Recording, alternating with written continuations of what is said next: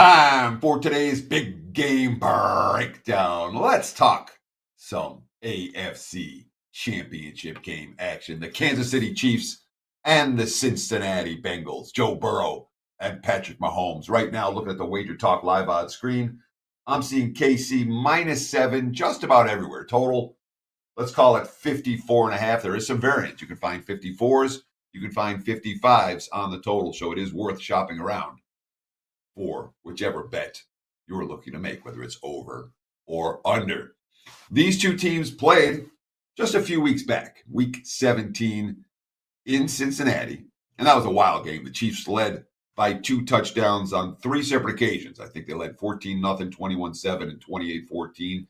And each time, Joe Burrow, who threw for 446 yards and 4 touchdowns in that game, rallied Cincinnati back.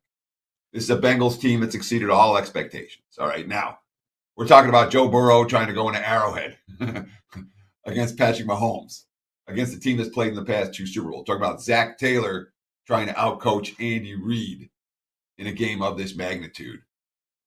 All that being said, all right, so when you think about it, you're like, no, do we trust Taylor against Reid? Maybe not. Can Burrow hang with Mahomes? Maybe he can. All right. Burrow's at 73% here in the postseason. He took 9 sacks last week and guided his team to victory, which tells us 2 things. 1, how tough he is. And 2, the Bengals offensive line certainly had some issues. Now, when we look at Kansas City's defense compared to Tennessee's defense, it's night and day. Titans defense filled with playmakers. KC's defense, not so much. KC's pass rush, not so good. All right. Chiefs, only one team in NFL history that scored 40-plus in back-to-back playoff games. That was the Bills in their first Super Bowl.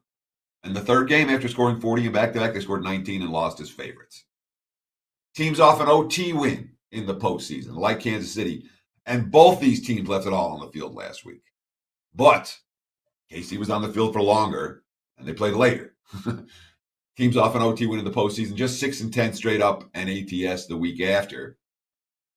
I do have my concerns about Cincy's offensive line, but I don't have concerns about Cincy's passing game. And we're talking about a full touchdown in a game that, more than one person has said, yeah, that feels just a little bit high. Which means, again, the Chiefs win by 7, not good enough to get the money. I think Cincy hangs. I know that last week was a weekend where all dogs all the time, with the exception of the final game, which went to overtime. The first week of the postseason was all favorites all the time. Just the one dog getting the victory. There's certainly some recency bias to the thought process that this week it's going to be dogs as opposed to favorites.